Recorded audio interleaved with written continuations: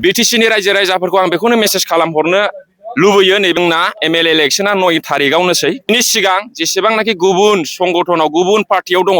थाबैनो बिपिएफ दोलोआव फैजोबनांगौ। प्रमद बर' सारा 5 बोसोर खाबु मोनदोंमोन 5 बोसोराव बियो सुल प्रभिन्सियेलाइसनि खामानि मावनो हायाखै गरिब दुखिफोरखौ नायनो हायाखै गरिब दुखिफोरनो 25,000 होनो नागिरदोंमोन होनो हायाखै लरेन्स इस्लारि सारनि मिटिंआव दा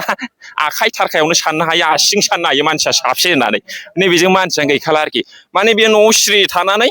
इलेक्शन केम्पेइन खालामाब्लाबो जाबाय। सर लोगोफोर नोंथांमोननिसिम मोनसे आपडेट भिडिअ लानानै फैलायबाय नोंथांमोनाथ' टाइटेल आरो थाम्बनेलाव नायनानै मिन्थिखाबाय दिनैनि आपडेटआ मानि सायाव जागोन दा प्रेक्टिकेल बसुमतारिया एमएलए इलेक्शननि सायाव मोनसे बिबुंथि होदों नोंथांमोना नैबे भिडिअखौ फारसेनिफ्राय फुलनायबा मोजाङै बुजिनानै मोनगोन आरो नोंथांमोना बबे डिस्ट्रिक्टनिफ्राय नायो कमेन्ट खालामनानै खिथाहरबानो जाबाय आरो आं नैबे एबारनिफ्राय नैबे चेनेलाव मन्जय ब्लग इउटुब चेनेलाव आं एबारनिफ्राय आपडेट भिडिअ होबाय थासिगोन नोंथांमोना बयबो सापर्ट खालामबानो जाबाय बिदिबा फार्स्टआवनो नैबे भिडिअखौ नायनानै लाग्रो प्रेक्टिकेल बसुमतारिया मा बुंदों नोंथांमोना फारसेनिफ्राय फुल नायलांबानो जाबाय। बिटिसिनि रायजो राजाफोरखौ आं बेखौनो मेसेज खालामहरनो लुबैयो नैबे जोंना एमएलए इलेक्शना 9 थारिखआवनोसै 9 थारिखआवनोसै बिनि सिगां जेसेबांनाखि गुबुन संगठनाव गुबुन पार्टियाव दङ थाबैनो बिपिएफ दोलोआव फैजोबनांगौ बिपिएफ दोलोखौ मैखोमै बिपुल भटआव देरहाहोनांगौ मानो होनबा प्रमद बर' सारा 5 बोसोर खाबु मोनदोंमोन 5 बोसोराव बियो स्कुल प्रभिन्सियेलाइसनि खामानि मावनो हायाखै गरिब दुखिफोरखौ नायनो हायाखै गरिब दुखिफोरनो 25,000 होनो नागिरदोंमोन होनो हायाखै सेल्फ हेल्प ग्रुपआव थाखा रोजा होनो नागिरदोंमोन होनो हायाखै बन बोनानै जाग्राफोरनो 25,000 खरि होनो नागिरदोंमोन होनो हायाखै एनडिएफबि फोरखौ नस्थ' खालामजोब्बाय आबसुनि सेला बेलाफोरखौ सेस नस्थ' डेस्ट्रय खालामजोब्बाय मिजिं गैयै आसा गैयै सिमां थाब्लाबो सिमांखौ मोनफुंनो हायै एखेबारे दुखुआव खोख्लैजोब्बाय आरोखि दा नैबे एमएलए इलेक्शनाव जोंनि जे बिपिएफनि जेसेबां केन्डिडेट दङ बिसोर गासिबो देरहाजोबखागोन ओमफ्राय दा आङो दंफैयो जाबाय जोंनि सेवलि महिलारि मेदामनि नैबे इलेक्शन केम्पेइनाव जोंनि नैबे 3 नाम्बार क'क्राझाराव सेवलि महिलारि मेदामा देरहाखाबाय ओरैबायदि माने लरेन्स इस्लारि सारा अबस्था गैखाला आरोखि माने मा होननानै भट बिबावनो बहा मिटिं खालामबावनो मिटिङावनो माने साननो हायो आरोखि आखाइजोंनो साननो हायो बिनि मिटिङाव लरेन्स इस्लारि सारनि मिटिङाव दा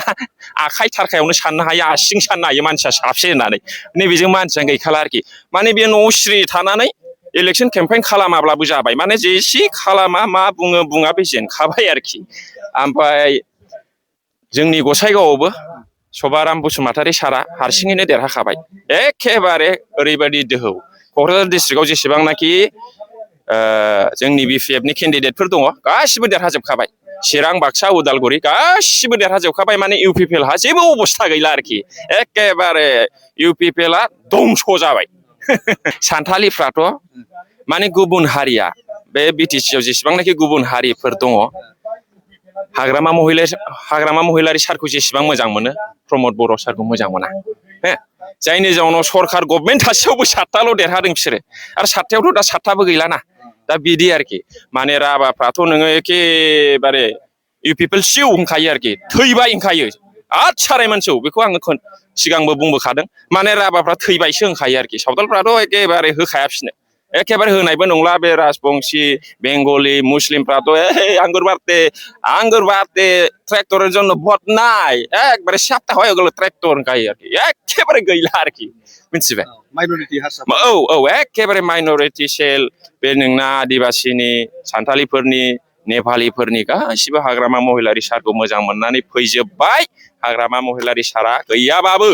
20-15 बोसोरखौ मेगन मेसेबनानै बिटिसिखौ सालायगोन जोंनि हाग्रामा महिलारि सारा बेयाव प्रमद बर' सोरबा कंग्रेस सोरबा माबारेस इन्डिपेन्डेन्ट बे जेबो खामानि गैला आरोखि बेसोर जोबखाबाय ओरैनो आदिबासिफ्रा मा बुङो आदा आदिबासिफ्राथ' डाइरेक्ट होनो प्रमद बर'द आदि एरि हरखानाय होनखायो प्रमद बर'आ गोगोम थगायसुला मानसिसो होनखायो वाकाटा रेगि मिथा कामे रेगि बां बिदिल' होनखायो माने खुगायाव गोदै खामायाव गैया सावथालफ्रा गासिबो होनजोबखायो एखेबारे अल बिटिसि गासिबो गुबुन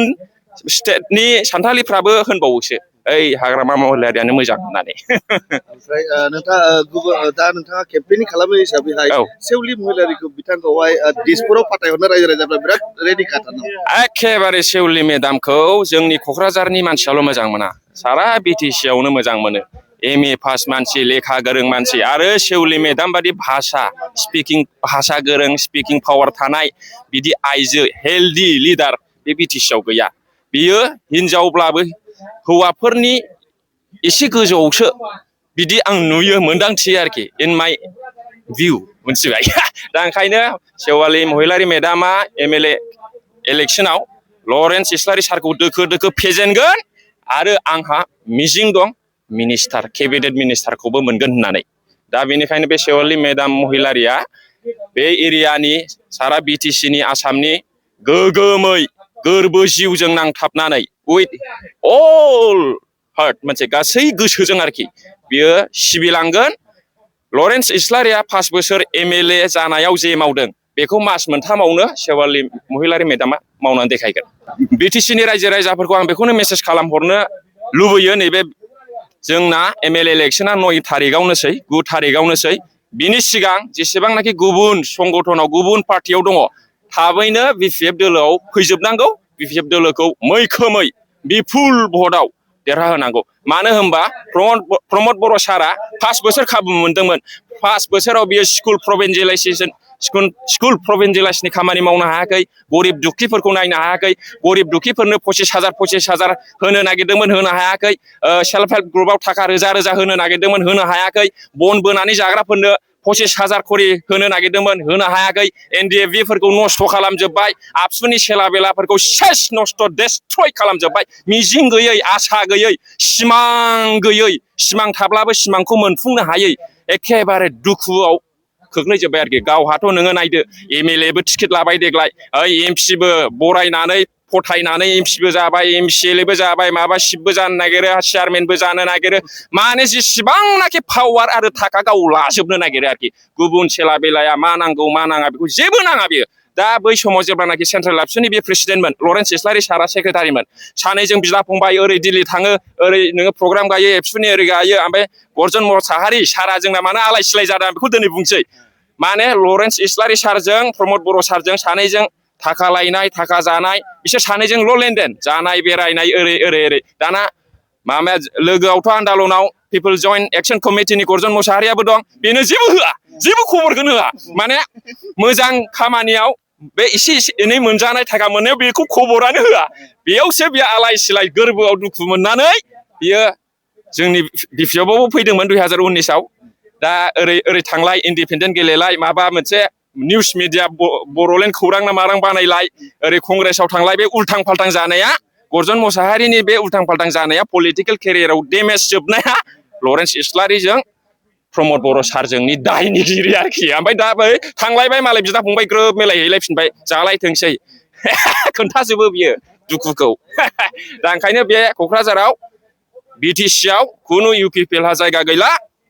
सासेबो देरहाया सोरबा सासे सानै देरहादों होनब्लाबो बे जाया देरहागोन होनब्लाबो जाया माने बे एखेबारे सासेबो बिसोर देरहाया एखेबारे दंस' सेवालि महिलारि मेदाমৰ লগত আছো কেম্পেইন কৰি আছো सेवालि महिलारि मेदाम একবারে 100 জিতি গ'ল লরেন্স ইসলারি ডাঙৰীয়া আছে এগেইনস্টত অপজিশনত এইটো একবারে ঘৰত বহি থাকাটো বেছি ভাল হ'ব আজিকালি বুজিছা একবারে ইলেকশন কেম্পেইনত লরেন্স ইসলারিৰ মিটিঙত মানুহ নাই এজন দুজন তিনিজন হাত দি গুনিব পাৰো বুজিছা তেনেহলে নিশ্চয় আপোনালোকে দিছপুৰত পৰাই দিব सेवालि मेदाम দিছপুৰত যাব আৰু কেবিনেট মিনিষ্টাৰো হ'ব এই BTCৰ কাৰণে আমাৰ যিমান জনগোষ্ঠী কমিউনিটি আছে BTCত বা আসামত কেবিনেট মিনিষ্টাৰ হৈ পেলাই সেৱা কৰিব আমাৰ सेवालि মেদাম মহিলাৰী মেদাম আৰামছে পাব্লিকত চাব পাব্লিক ৰাইজেটো 100 চোৱা পকেট মিটিঙত তেও আমি শেয়াৰ থুই দিব নোৱাৰো এনেই খোৱা মানুহ হয় সৰু পকেট মিটিঙতেও আৰু ডাঙৰটো কি ক'ব বুজিছা একবাৰে মানুহ এই যে আমাৰ যে নাঙলৰ যে মালা আছে এইটো নতুন অৰ্ডাৰ কৰি আনিব লগা হ'ল ৰাতি আনবা লগা হ'ল একবাৰে দিনে সব সময় হেক একবারে বেঙ্গলত আনে এই বৰপেটাৰ জোৱাখালিও আনিছে আমাৰ এই কোকৰাঝাৰ সমষ্টিত মানে মালাই এতিয়া কি কয় এইটো মেকআপে নহয় একবারে দিনে শেষ হয় এই UPPL আর কি আমাৰ এই বিফিএফৰ লগত যুঁজি পেলাই লাভ নাই কম্বল উৰি বিছনাত থাকবা লাগে এতিয়া মানে আমাৰ বিফিএফৰ যে ঢৌ বুলি কয় আমি পৰত মানে ঢৌ একেবাৰে যে ৱেব এইটো কেৱল বিফিএফ মানে ইউপিপিএল ট্ৰেক্টৰ একবাৰে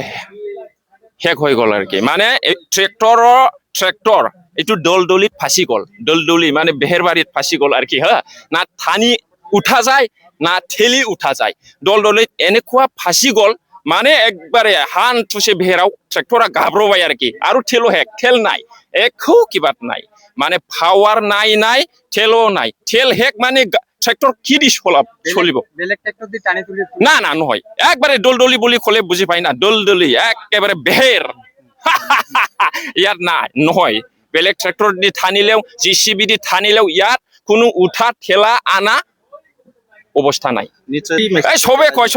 সব জনগোষ্ঠীৰ মানুহবিলাক কৈ আছে একবাৰে মানে নেপালী বিলাক কৈ আছে নেপালীটো আমাৰ এই বিটিচিত অলপ সৰু কমিউনিটি হয় এই নেপালী বিলাক সদায় কৈ থাকে ইউপিপিএল পেৰালাইচিছ ইউপিপিএল মানে পেৰালাইচিছ হৈ গ'ল বোলে আৰু মানে উঠিব নোৱাৰিব হাত ফেৰ হিলাব নোৱাৰিব আৰু কি